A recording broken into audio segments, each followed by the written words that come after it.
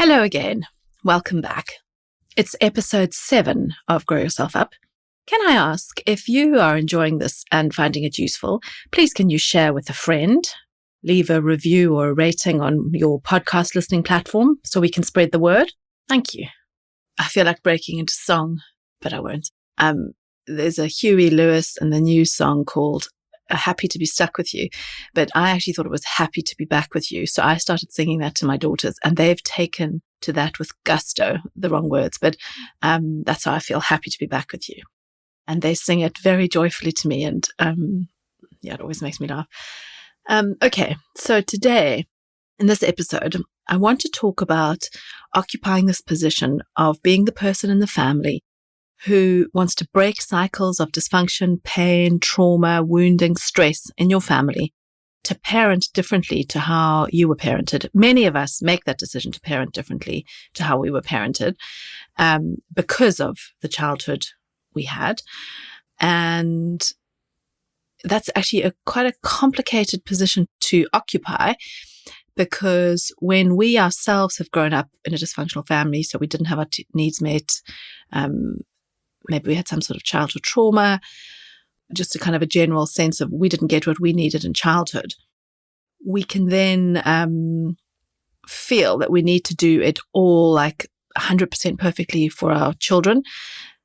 And that's kind of a difficult position to occupy. Well, first of all, that's impossible. Also because a lot of the residue of the trauma lives in our body. And there's actually many reasons why it's, apart from the fact it's not possible to parent perfectly, why it's not useful to do that. So I want to kind of respond to all of these different emotional challenges in this episode and really share some of what I see and some of what I experience around this. So often on social media, this is called being a cycle breaker, because we want to break cycles in our family.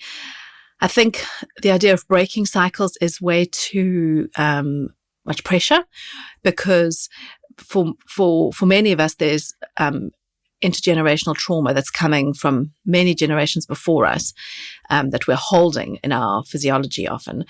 And we cannot break cycles in one generation. I prefer to think of shifting patterns, shifting cycles and shifting patterns, because the idea that we can shift everything or break something in one generation is not possible. It's way, way, way too much pressure for a start. Secondly, because of what is often lodged in our nervous systems, we will tend to struggle in some of the same ways our parents may have struggled with in terms of our own regulation.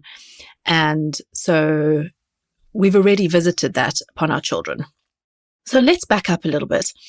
When you get into parenting and you have not had your needs met, you are often very keenly aware of that and may have read a lot of parenting books and be really clear about how you want to be there for your child and really respond to your child and give them a different experience to the one that you had.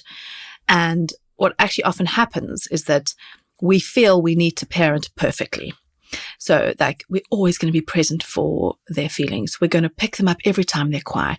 We're going to protect them from things that feel painful or hurtful. We're going to always be there to soothe them. We'll be as quick as we can with the feeding so that there's not a lot of distress that's shown. We're going to respond to every need. We're not going to let them be cared for by anyone else. And that can be very, first of all, perfectionism generally leads to burnout. And so if we try and pursue that, first of all, we do ourselves a disservice. We also actually do our children a disservice. Now, I'll get onto that just in a little bit, but just to focus on ourselves, we can't meet the needs of our children perfectly. We cannot be present for every single need. We can't always protect them from things. And indeed, we don't actually want to protect them from things for reasons which I'll go into. But that kind of adoption of perfection in that realm oppresses us too. So, and I mean, I really have to call this out here, because me being here as a recovering perfectionist, as a psychotherapist, giving you lots of information, I'm aware of the kind of the paradox that I'm also giving you stuff which you may think you need to perfect. And so all of this, you have to kind of view through the lens of your own life, to hold it lightly and to notice, does this resonate for me? Because otherwise we are then trying to parent perfectly or heal perfectly. I really used to want to be perfectly healed. I used to want to have no rage, no anger, no envy, no sadness, no boredom. I would sometimes say to my therapist, what can I do? How can I kind of wanted to transcend my humanity, I guess. That's what I wanted to do. Somehow turn into like a Mother Teresa version of myself and not have to deal with like being triggered in daily life or fighting with my husband or fighting with my sisters or anything with my siblings or my brother or other family things or challenges at work.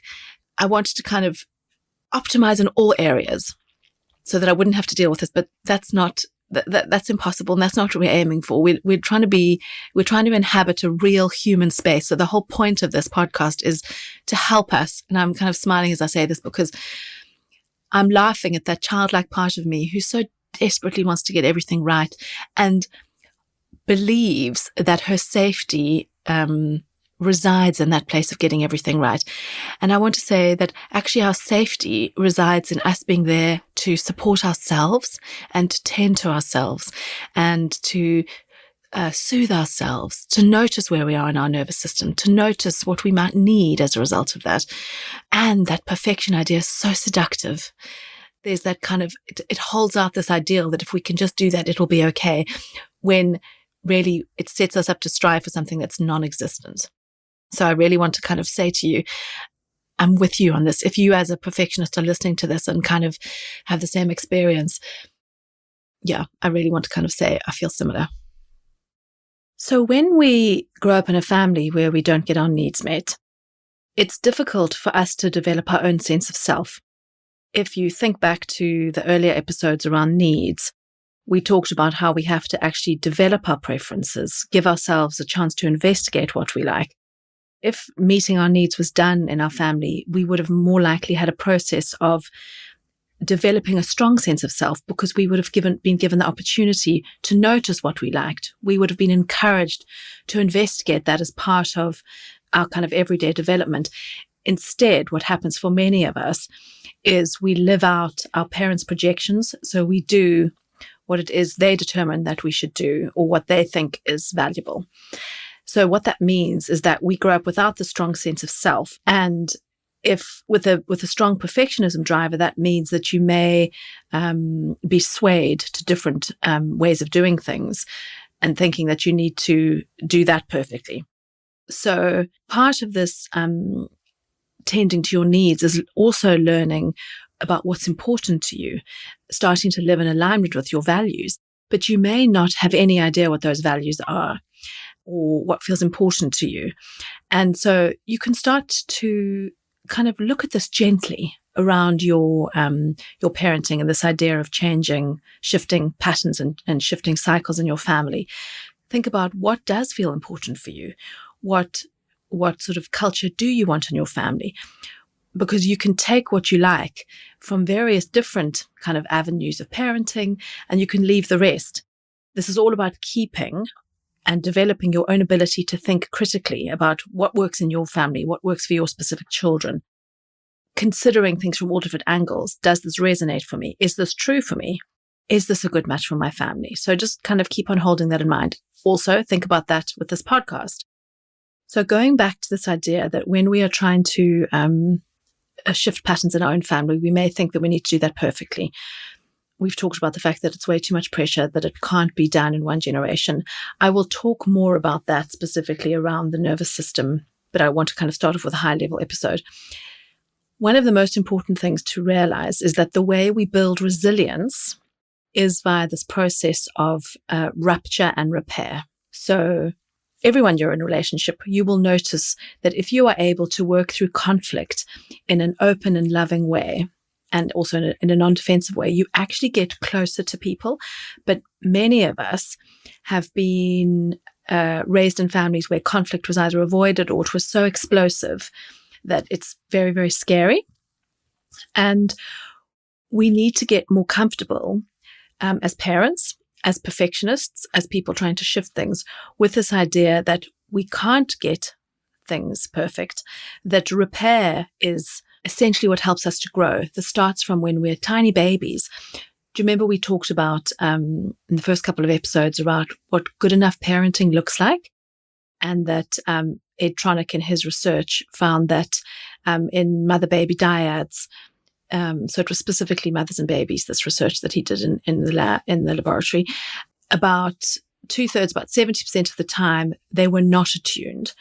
So a third of the time they were attuned. And what that means is that the rest of the time is coming back into attunement. So there's you can see that all relationships have, that mother-baby thing, they have rupture, and it's important because the baby learns to tolerate that misattunement. They learn to tolerate being out of contact with their mum or their primary caregiver, and they learn that they can survive that. And that goes on all the way throughout our lives. We learn, okay, we had a fight, but I'm surviving this. I can tolerate it. And in the context of a loving relationship, rupture and repair is really important because we learn to tolerate things we think we may not survive. So until we have that experience, we don't know we can survive that. So if we are constantly running ourselves ragged in our own homes to be, in inverted commas, a perfect mother or a perfect friend or a perfect partner or a perfect anything, we are actually often blocking any chances of rupture because we're trying to get everything so right. And why that's an issue is because we need the repair. The repair is how we get closer, how we explain, oh, I was really having a tricky day, and this is why I was having a tricky day, and I'm really sorry. We explain our impact. We start to deepen the awareness that we even have an impact. And so this process of rupture and repair is really important. I'm actually going to do a whole separate episode on this. There's lots and lots in the child development literature about this, and I think it's really important just generally. But as perfectionists, we have to widen our window of tolerance, first of all, for actually even allowing the rupture to happen and tolerate the distress of having had that happen. So just please hold on to that headline that we develop our resilience in loving relationships by noticing that we can tolerate the rupture, and then the repair gets done in a timely fashion. And as a parent, it's our responsibility to do that. Another thing I want to just say around when we're parenting children and we've come from a dysfunctional family is that you are not your child, and most importantly, your child is not you. So your child does not need to recover from your childhood. Often we can go around trying to be so protective of the child, trying to protect them from pain, but we cannot protect our children from all pain. We just can't. What we can do is provide them a strong, loving basis of support so that they always know they can come back all the way throughout their whole lifespan to us, and that we will be there to support them and help them work through that pain. But we can't. Us trying to block pain for them actually hampers their development. And I'm going to go into this in also a lot more detail. But those are really the headlines I want you to hold on to. Please go gently with yourself. We don't access change via criticizing ourselves. We access change by being able to be well regulated enough to choose a different response in the moment. And that doesn't come by endlessly beating up on ourselves. So notice how this sits with you. Notice if you've been putting a lot of pressure on yourself that you need to get everything right in your generation. Notice how it feels to kind of just breathe out and think that you are enough. I really want you to kind of start getting a sense of that and know that there are many people also trying to do this alongside you. So go kindly about your day. Thanks for